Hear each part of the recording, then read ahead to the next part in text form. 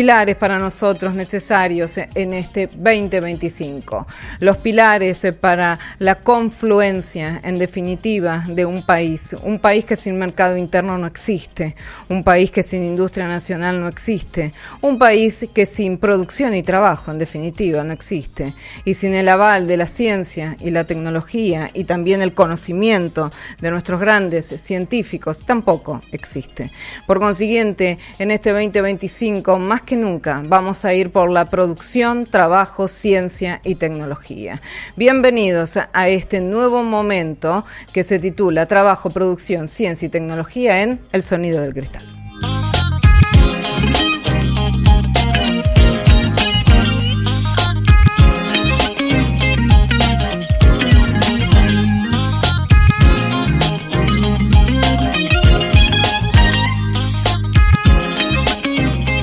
Y aquí estamos obviamente en FM 94.9, en el dial en www.fmradiocristal.com.ar. Nos ven, nos escuchan, ingresan al portal de noticias y a las redes propias.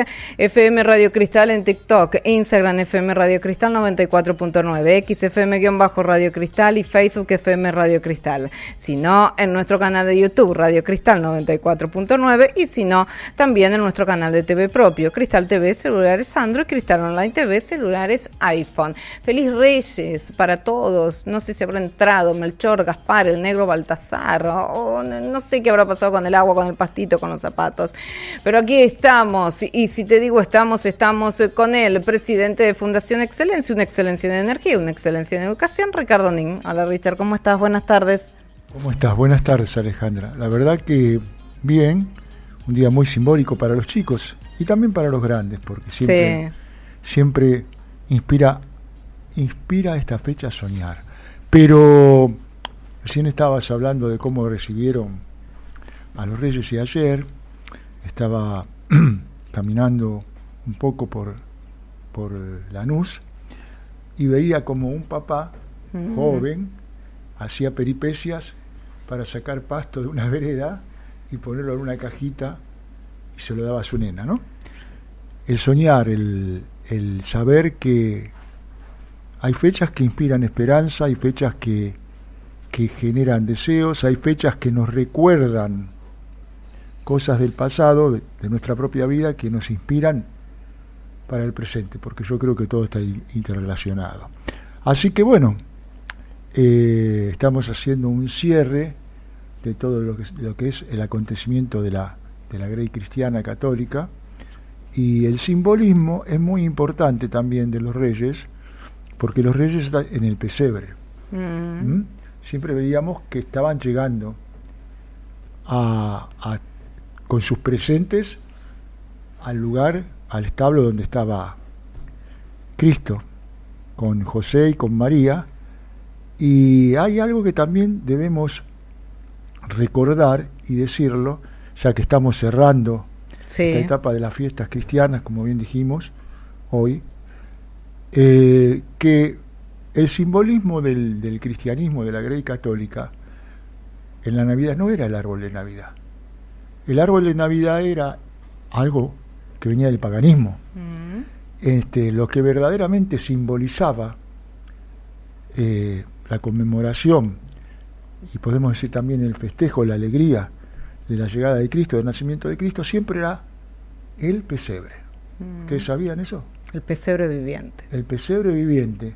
El árbol fue algo que vino después. Que vino después, pero que no está totalmente. Es algo que se adaptó.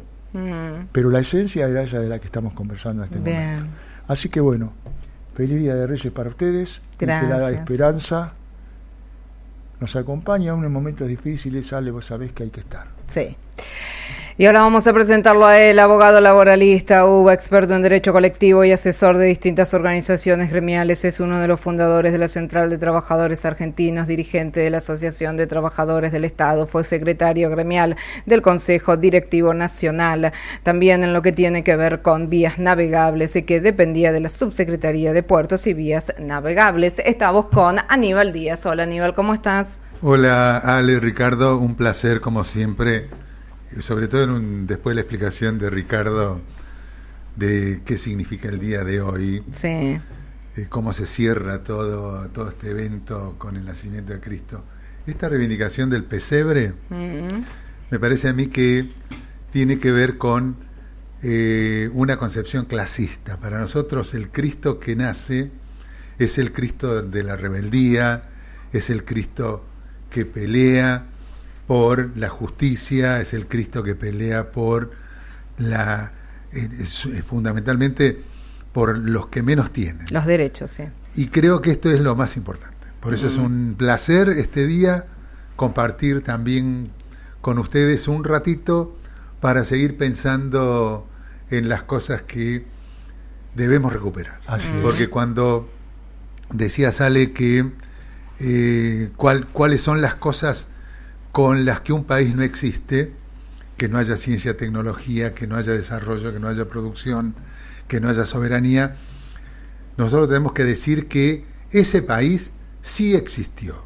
Claro. Ese país es el que dejamos andando el 10 de diciembre del 2015.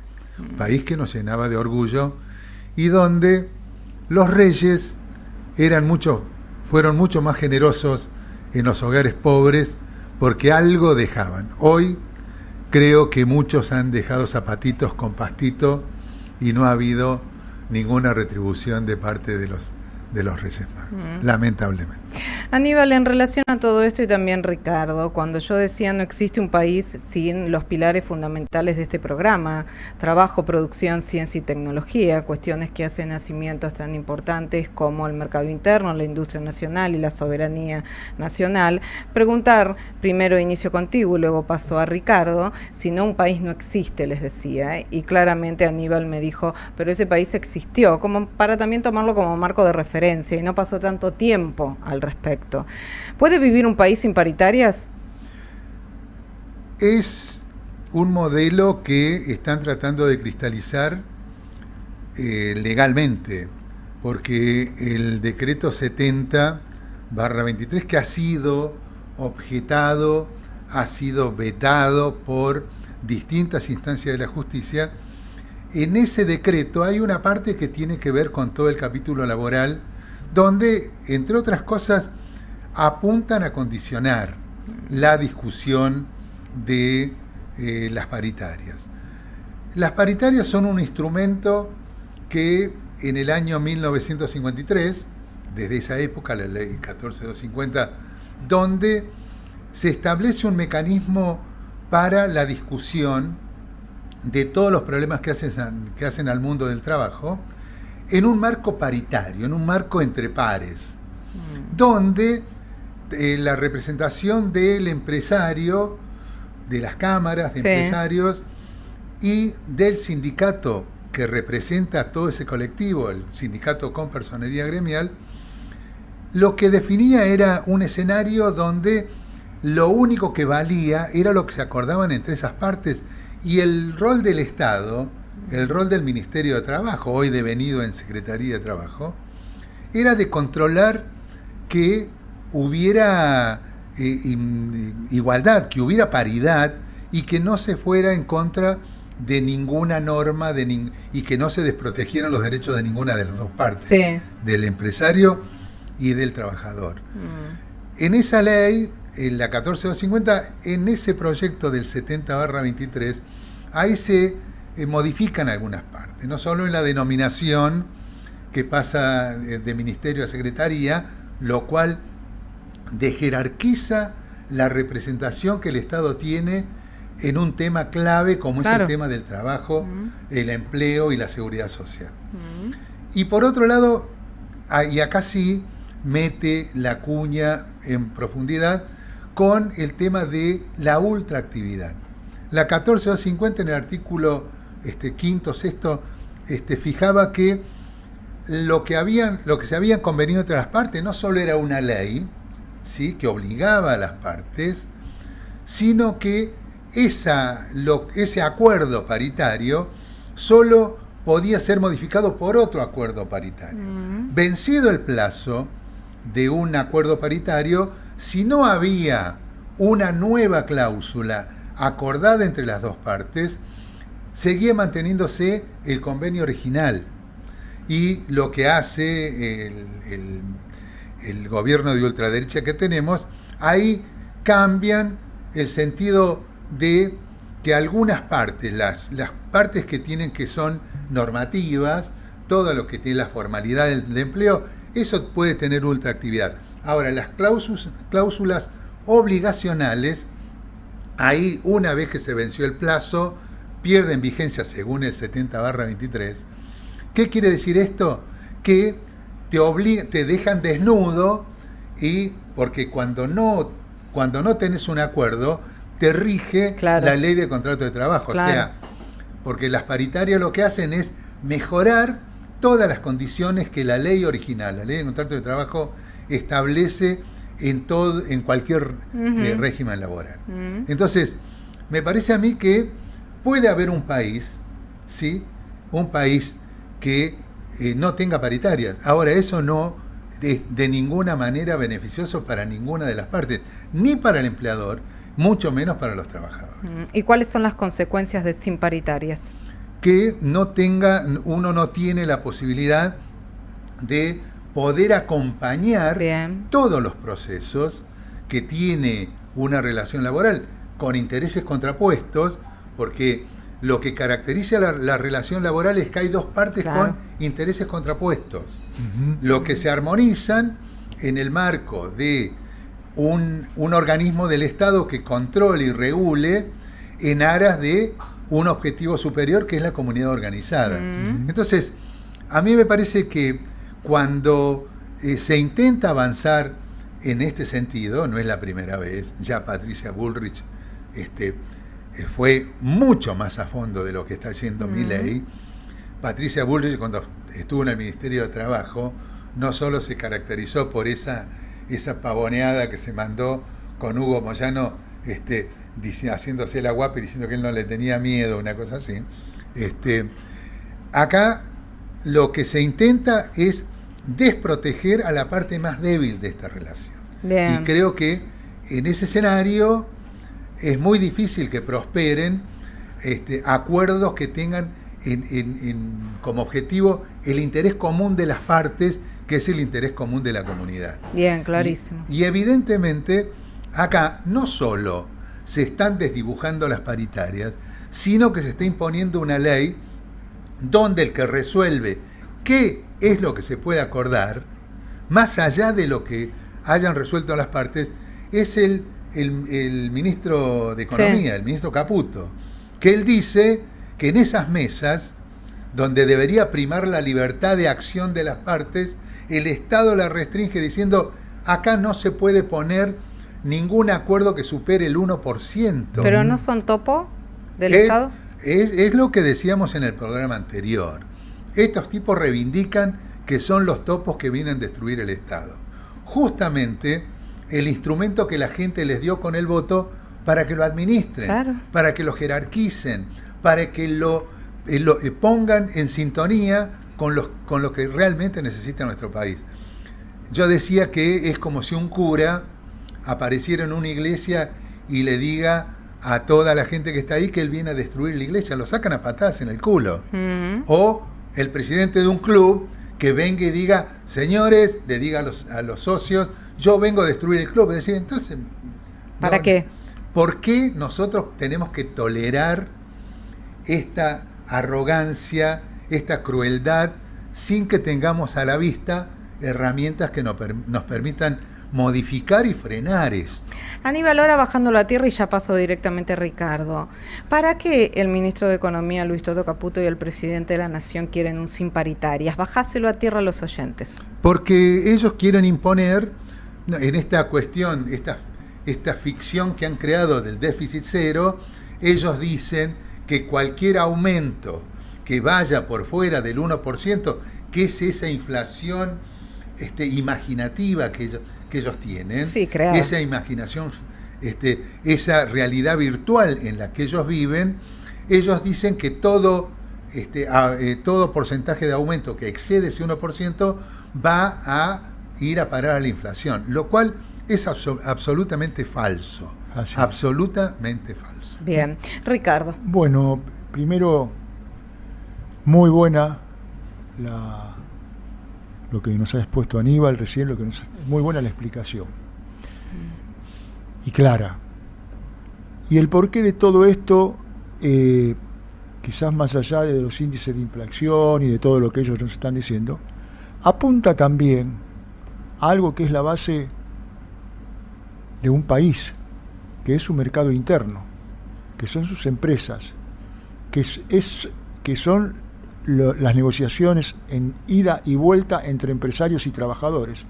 Todos aquellos que ponen su esfuerzo para que el mercado interno se active, y si se activa el mercado interno y se activa el consumo, hay o comienza a existir una equidad, o se trabaja para ir hacia una equidad.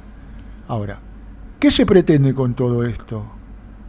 Yo creo que lo único que se pretende con todo esto también, argumentando, como bien lo explicabas vos, Aníbal, lo que nos dicen desde el gobierno, lo que se pretende con todo esto es destruir la industria nacional, destruir a los medios de producción, destruir o socavar los cimientos de las organizaciones gremiales y esencialmente dejar el camino abierto para aquellos que vienen desde afuera con sus intereses. Pero no solo eso, también obligan a muchos a que productores pasen a importadores. Entonces, cuando sucede eso, lo que debemos tener en cuenta es que automáticamente, con estas políticas, cada vez se destruye más lo que nosotros pretendemos o lo que nosotros deseamos, que es una pujante industria nacional, una pujante industria en donde se desarrolle fuertemente la ciencia y la tecnología nacional, una producción acorde a un país independiente.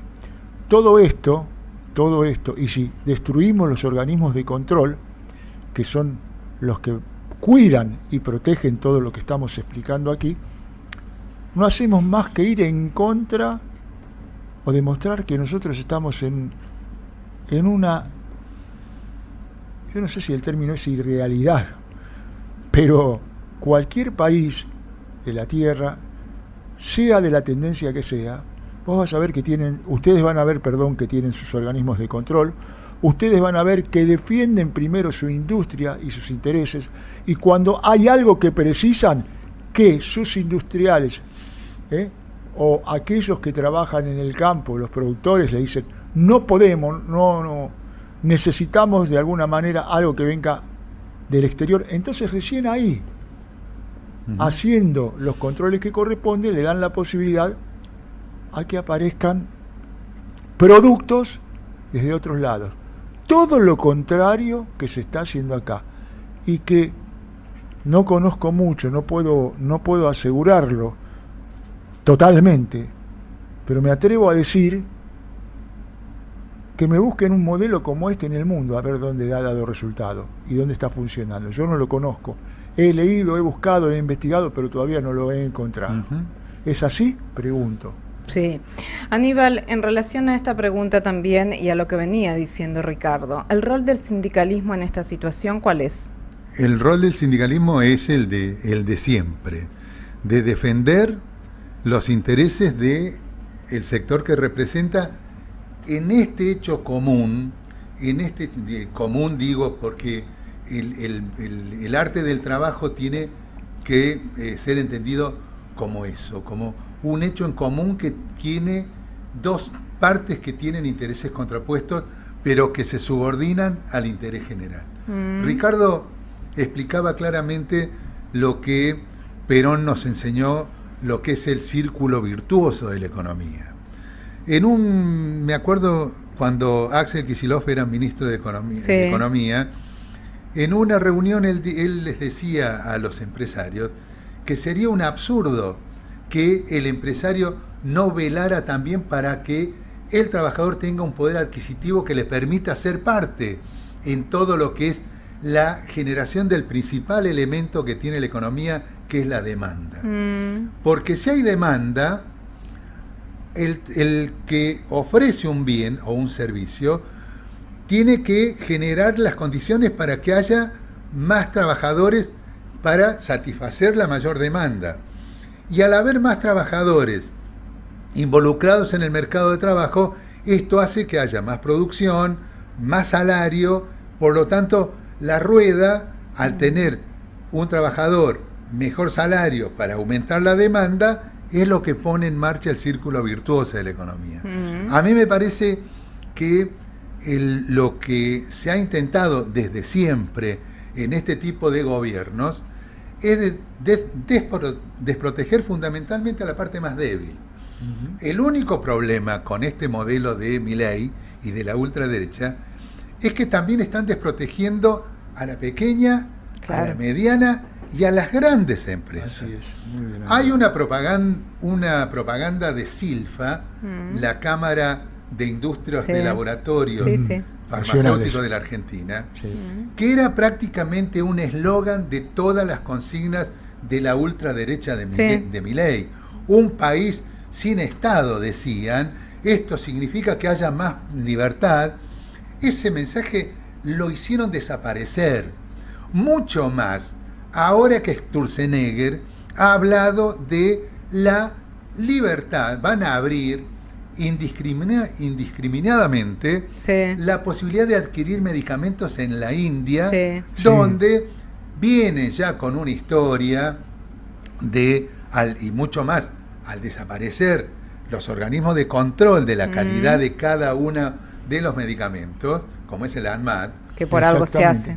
Evidentemente empiezan a tomar conciencia todos estos que decían viva la libertad carajo, que con esto no solo les van a inundar a los argentinos y el mercado de medicamentos con porquerías que vienen de lugares donde no se va a poder controlar la calidad de ese medicamento, y evidentemente esto significa el cierre, como están sucediendo en un montón de ramas de la actividad.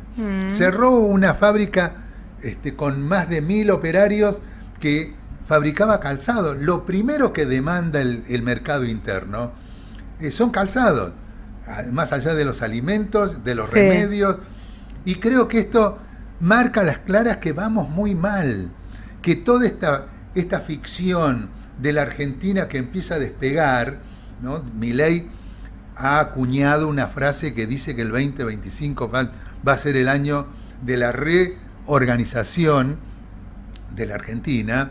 Yo quiero recordar que así como en el 55 se dio un golpe de Estado para derrocar un gobierno democrático, popular, nacional, como fue el peronismo, con el nombre de la Revolución Libertadora. O coincidencia.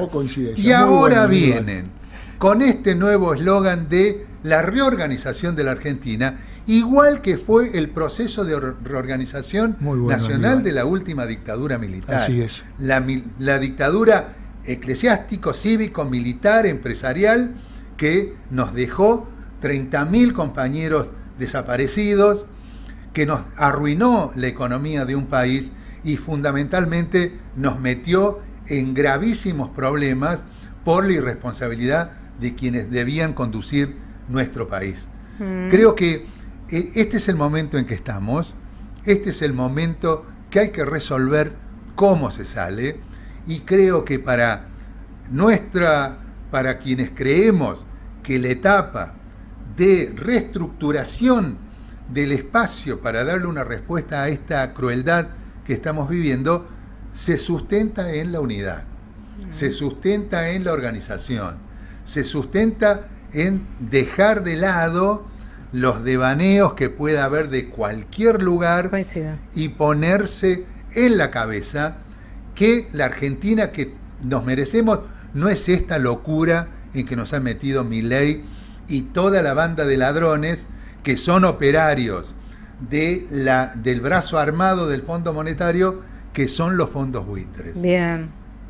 Aníbal, y ya paso también a Ricardo, en relación a todo esto que hablaste de la palabra dictadura, ¿qué te pareció la presencia en el balcón de Edmundo, conjuntamente con el presidente de la Nación? El presidente electo, lo presentó Milei. De Venezuela. Y creo que Si uno mete en el medio de esta ensalada la cuestión de este gendarme que está detenido, que igual que varias detenciones que ha habido en Venezuela en el marco de alterar la lógica de este proceso de recambio institucional que va a haber el 10 de enero, evidentemente hay muchos que van a apostar a que Venezuela sea un desastre, que Venezuela sea ingobernable y que se justifique el auxilio humanitario que a punta de pistola hace años que vienen imponiendo en América Latina. Bien. Me parece que la presencia de Urrutia en este marco, con dos delirantes como son Milei y como son Patricia Bullrich, porque estamos a 1 milímetro que le declaremos la guerra a Venezuela, y creo que esto no va a ayudar de ninguna manera a la situación del gendarme que está preso allá. Ahora, discúlpame, Aníbal, y también se lo pregunto a Ricardo. ¿Para qué nos metemos en esto? ¿Me lo podés explicar? Muy bueno. Dale, Aníbal. Porque se responde a... por nosotros lo que tenemos claro es de quién es el dueño del collar que tenemos. Porque de perro no vamos a dejar de hacer con estos gobiernos nunca. Y está claro que hoy los intereses en Venezuela, lo que se juega no es la estabilidad democrática, la limpieza electoral, acá se juega las reservas de petróleo. Por eso mismo, es tan así, Aníbal, que los delirantes, porque la verdad son delirantes, que lo único que faltaría que le declaremos la guerra a Venezuela, no se dan cuenta que son títeres descerebrados. Porque si fueran títeres inteligentes, que saben lo que están haciendo, conocerían, es una cosa, pero estos son descerebrados, porque mientras llevan a cabo todo este libreto maquiavélico, Venezuela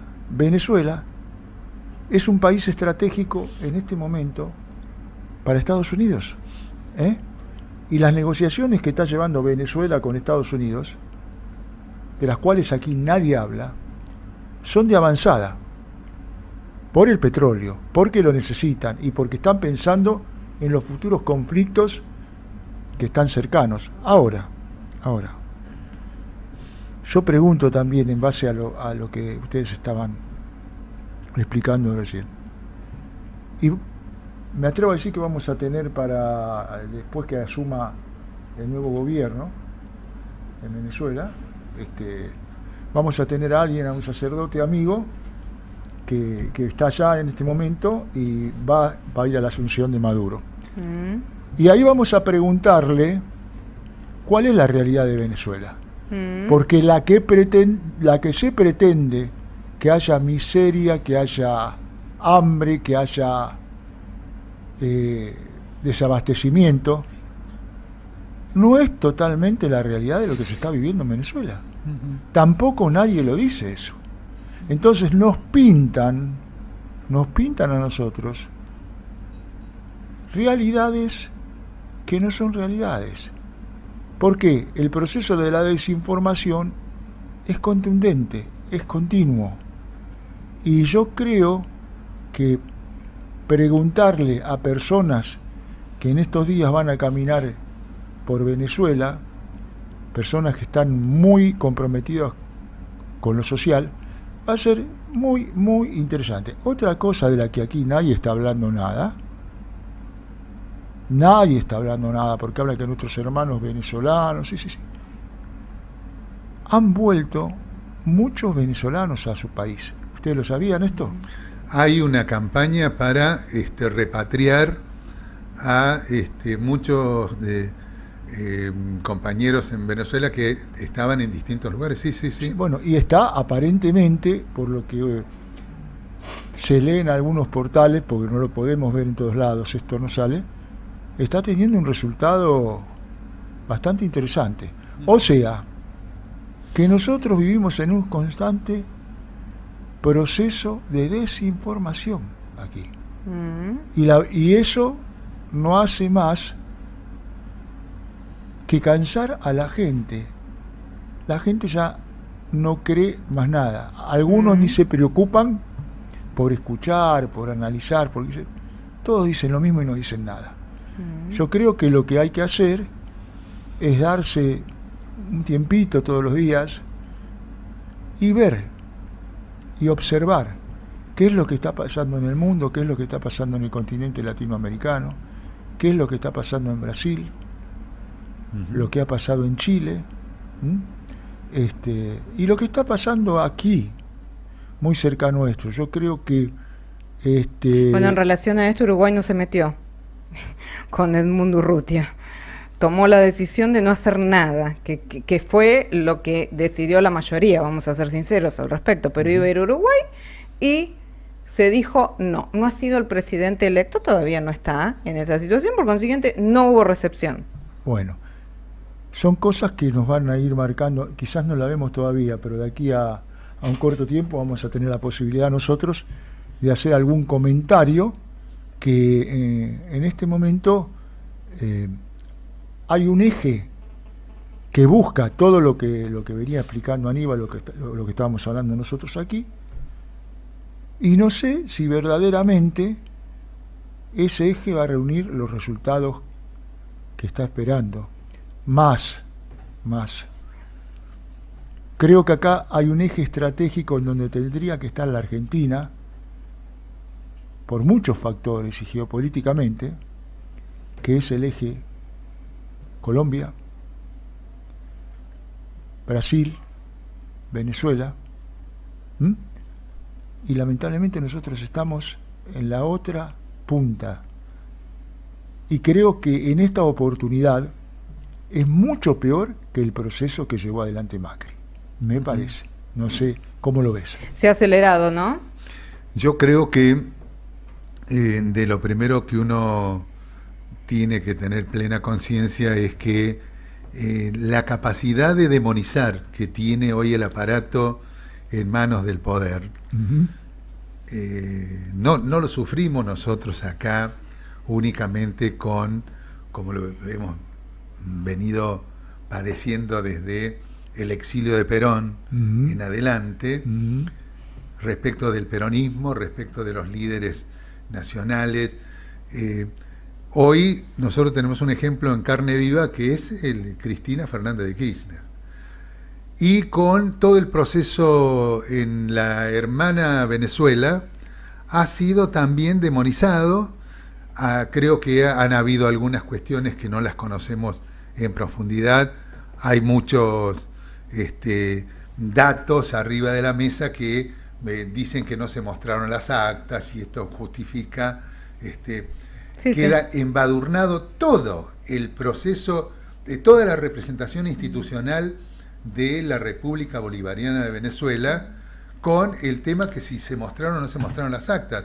Ahora, el Tribunal Electoral, que es igual que la justicia, han acompañado con todos los resortes a su disposición han citado a Maduro para que el 10 de enero se presente para hacer en la Asamblea, que ahí están la representación de todos los sectores. Hay que decir, para sazonar un poquito más esto, que hay un proceso de diálogo abierto muy importante con todos los sectores de la oposición en Venezuela. Eso es muy bueno lo que decís. Pero que evidentemente alguien necesita que quede esto rotulado como el fraude y la violación. Claro. Ya lo vivimos con el otro caso de otro personaje, como fue Guaidó, que se paseó por el mundo también diciendo que era el presidente de Venezuela. A mí me parece que es un proceso complejo, que evidentemente hay intereses en juego muy altos que tienen que ver, como decía Ricardo, con el tema de el elemento más importante que tiene hoy la economía en el mundo, que es el petróleo, de cara a un cambio en los modos de producción en el mundo, pero que hoy el petróleo tiene más valor que nunca, y evidentemente Estados Unidos, a la hora de ver qué hacen con Venezuela, en todo este asunto Estados Unidos le sigue comprando a Venezuela el petróleo como se lo hizo desde siempre, pero creo que estamos en presencia de una campaña muy difícil de remontar, muy difícil de comprender, y hay que ver qué hace el pueblo de Venezuela. Exactamente. El pueblo venezolano es el que tiene en sus manos la resolución de esta encrucijada en que lo han metido, evidentemente con intereses muy claritos que tienen que ver con desprestigiar todo el proceso que se vive en ese país. Aníbal, siguiendo el hilo conductor de lo que están hablando conjuntamente con Ricardo, y esto de la información, hoy el periodismo es el primer poder. Yo creo que se autotitulaba el periodismo como el cuarto poder porque evidentemente tiene que ver con una concepción de la estructura formal de un país que tiene tres poderes.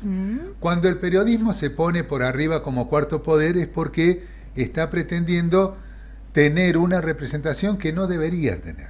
Porque el periodismo, cuando se alinea en alguna estrategia de alguno de los tres poderes para poder ser el cuarto, evidentemente empieza a poner arriba de la mesa el valor verdad de las cosas que se deberían decir y publicar. Exacto. Entonces, nosotros hemos tenido casos tremendos de este proceso. Hoy estamos en presencia de un caso mucho más grave, porque no solo se están alineando con una concepción ideológica, metodológica, una concepción de el basamento que tiene un país, que es su cultura, la educación, su soberanía, sus recursos.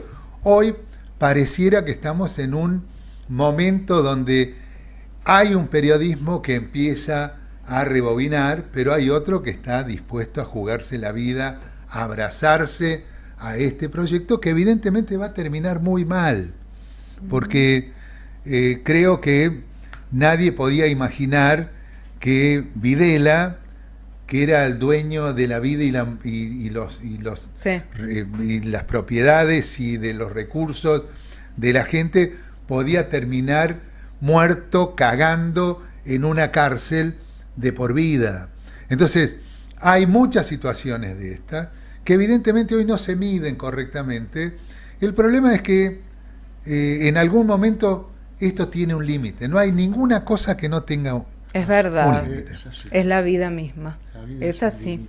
Ricardo, ¿cuál es tu apreciación de todo esto? Bueno, cuando se hablaba de un cuarto poder, se hablaba de un periodismo en donde existían las distintas opiniones, en donde había un respeto. Hoy, lamentablemente, el periodismo, ese cuarto poder, se convirtió en tres poderes más, se dividió en tres poderes, cuatro, porque hoy es un poder mercenario.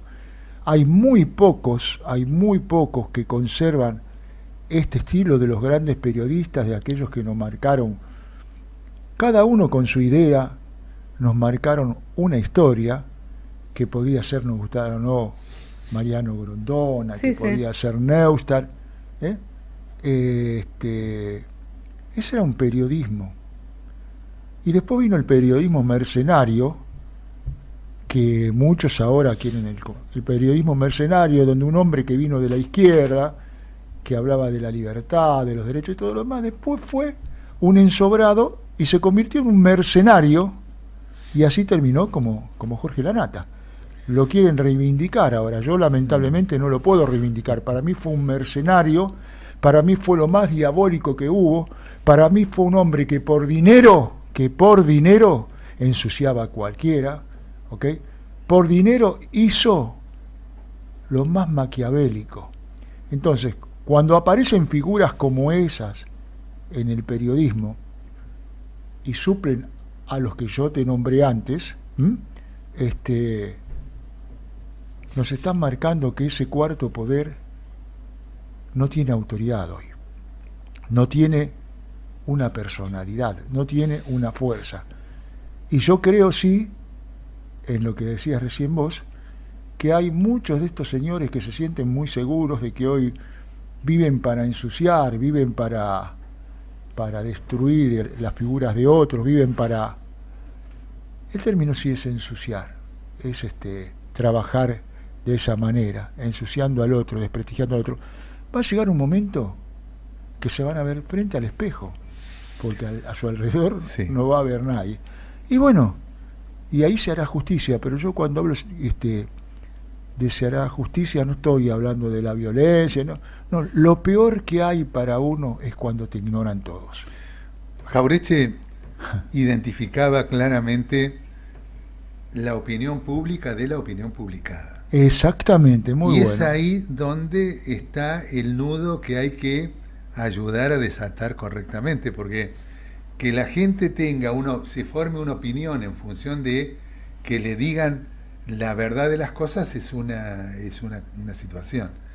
Que la gente le trabaje en la cabeza, le pique en la cabeza con una información publicada que evidentemente lo que adolece centralmente es del valor verdad, sino que se subordina a un interés muy concreto, que evidentemente pasa siempre por la cuestión de lo económico. Sí. ¿No? A mí me parece que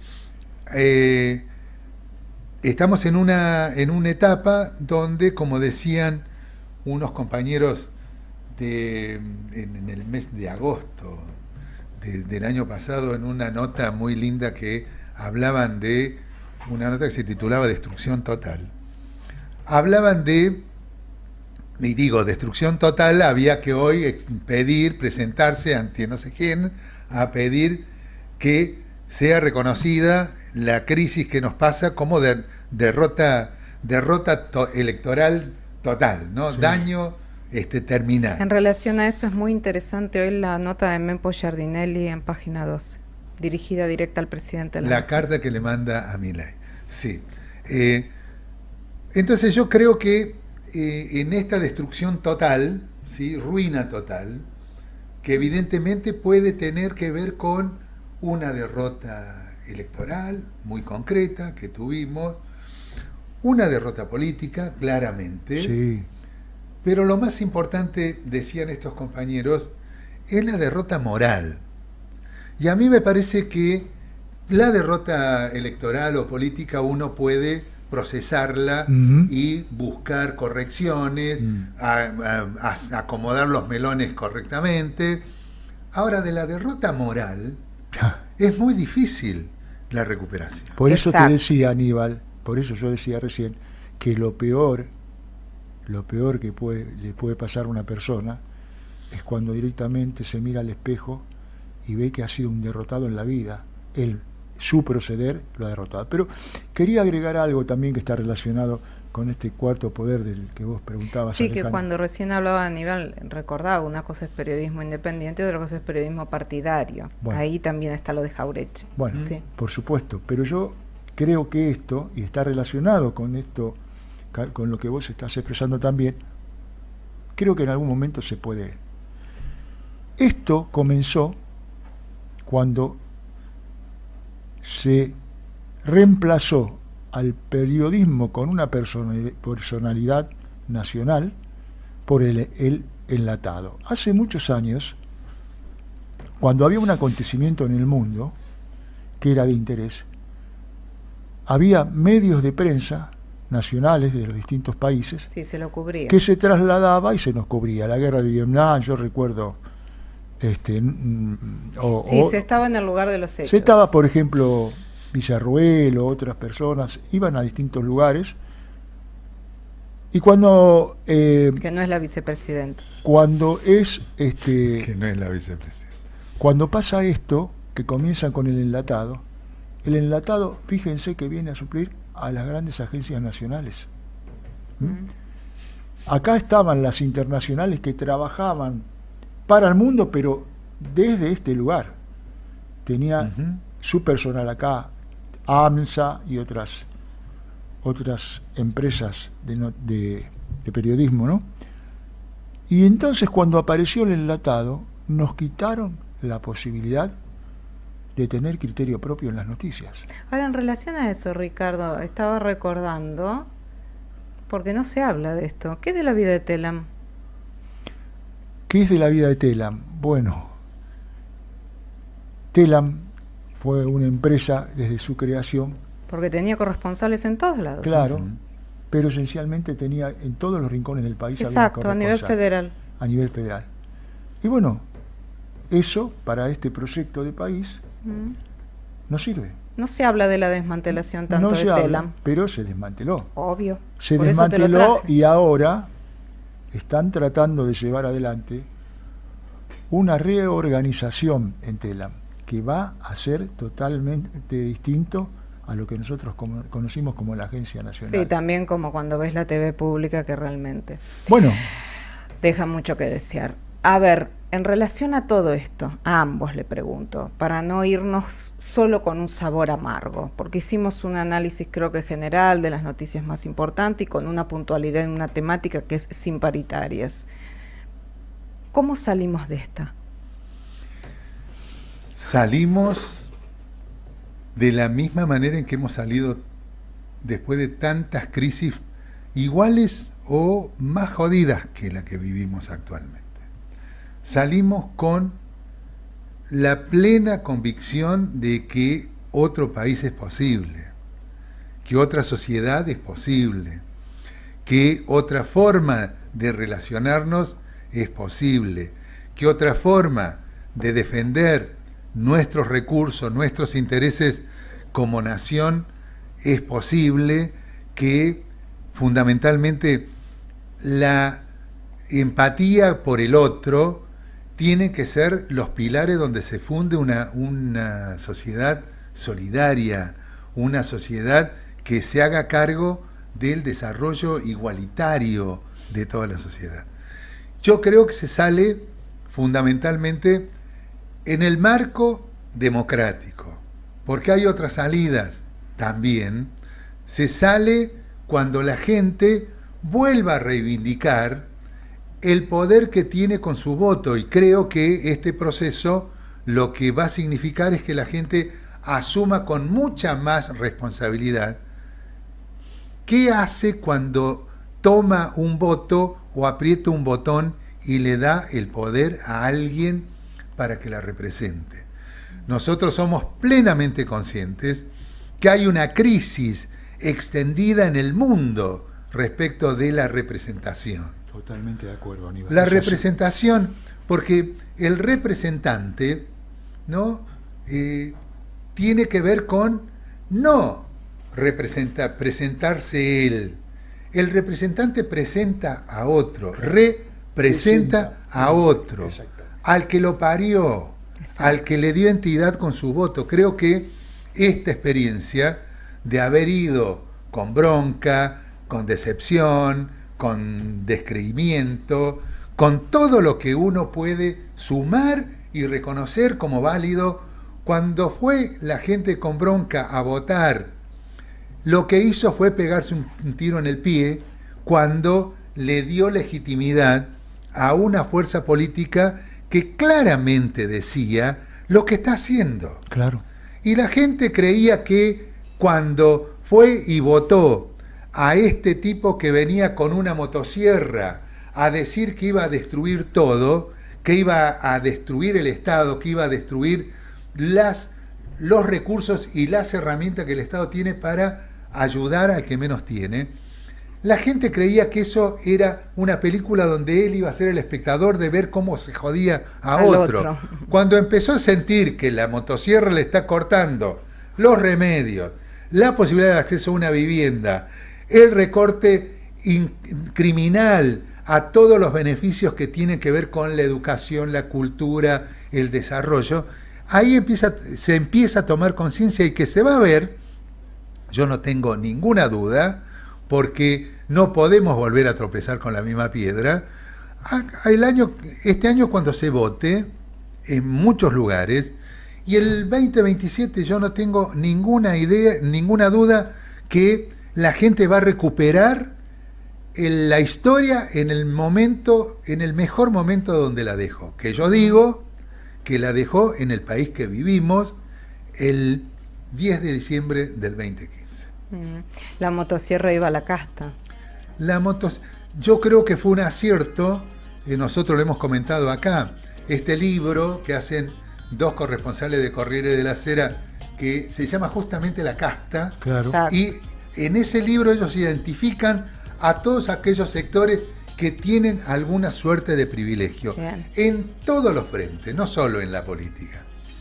Y acá este señor acertó en diciendo que sí, y que objetivamente existe una casta que hace que hayan taponado la posibilidad del recambio generacional, que han taponado la posibilidad de ayornar algunos conceptos, algunos preceptos que nos han ordenado y nos han constituido como sociedad, y que evidentemente hoy pareciera que luego del fuego, de esas cenizas, vendrá otra vez el ave fénix. Bien, ¿sí? Clarísimo. Si es posible eso, yo creo que estamos reivindicando nuestra condición de pueblo, que nos llena de orgullo. A ver. Se nos recontrafue el programa, el cierre tuyo, Ricardo. Bueno, yo tengo algunas dudas y espero que mis dudas no estén en lo cierto y que todo lo que estamos expresando como deseo acá sea la realidad, porque es lo que queremos, pero yo creo que la motosierra, para todos los que compraron al hombre de la motosierra, ha llegado a un punto tal en que puede cortarle las piernas a la sociedad argentina. Sí, claro. Claro.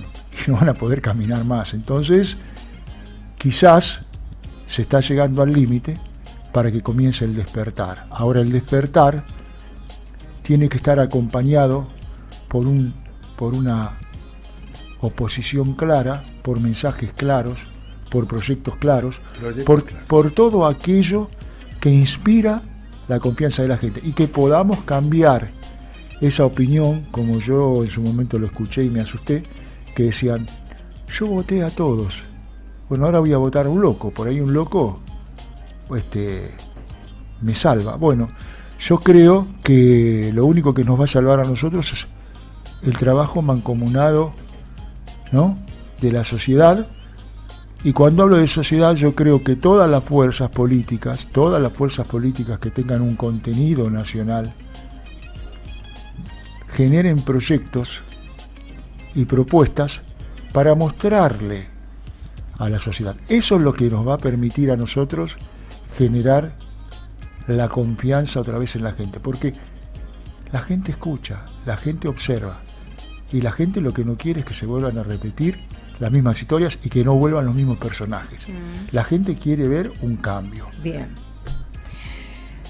Me hiciste acordar a cuando Diego Armando Maradona dijo me cortaron las piernas. Me hiciste acordar. Nos despedimos, sí, mis amores, hasta la semana que viene haciendo producción, trabajo, ciencia y soberanía. Gracias, Aníbal Díaz. Gracias a vos, Ale. Un gran beso. Gracias, Ricardo Nin. Y gracias. Fundamentalmente, gracias a vos por estar ahí. Dale, continúa en el sonido del cristal.